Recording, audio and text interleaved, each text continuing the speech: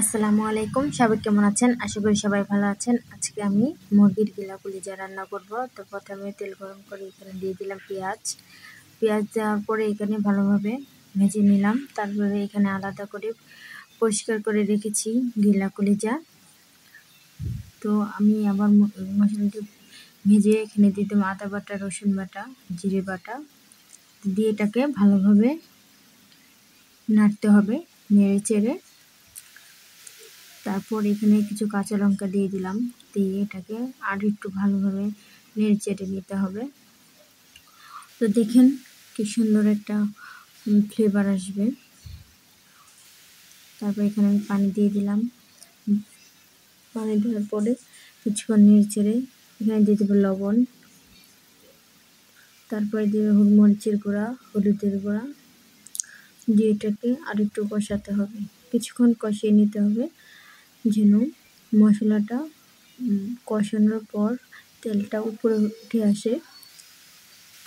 যে আস্তে আস্তে তেলটা উপরে উঠে আসছে। তো এখানে আর একটু ভালো করে কষাতে হবে। কি সুন্দর একটা কালার এসছে, মশলার একটা ঘ্রাণও বের হয়েছে, অনেক ভালো লাগছে, দেখতে অনেক সুন্দর। তো এখানে আমি গিলাগুলি যে পরিষ্কার করে রেখেছিলাম ওগুলো দিয়ে দিব। দেখেন একবারে পরিষ্কার কি সুন্দর হয়ে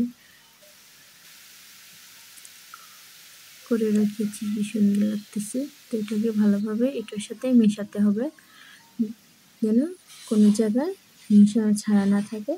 এই দেখেন কি সুন্দর তেল বেরিয়ে আসছে।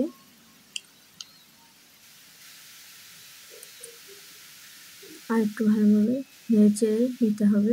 তারপর কিছুক্ষণের জন্য ঢাকা দিয়ে রেখে দেব। কিছুক্ষণ পর আবার ফিরে আসছি, যেন নিচে লেয়ার লেগে যায় এভাবে নাড়তে হবে। নিচে লেগে গেলে তো মশলাটা পুড়ে যাবে, তখন আর ফ্লেভারও আসবে না, খেতেও একটু ভালো লাগবে না। এখন এই যে ভালোভাবে নেড়ে চেড়ে নিতে হবে। কি সুন্দর একটা কালার এসছে।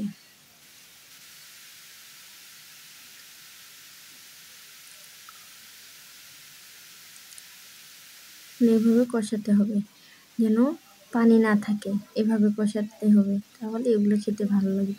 অনেকজনে তো ঝোল করে রান্না করলেও মজা লাগে না।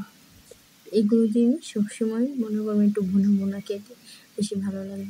এই জন্য আমার কষানো হয়ে গেছে, দেখেন তেল বেরিয়ে আসছে মশলাটা হয়ে।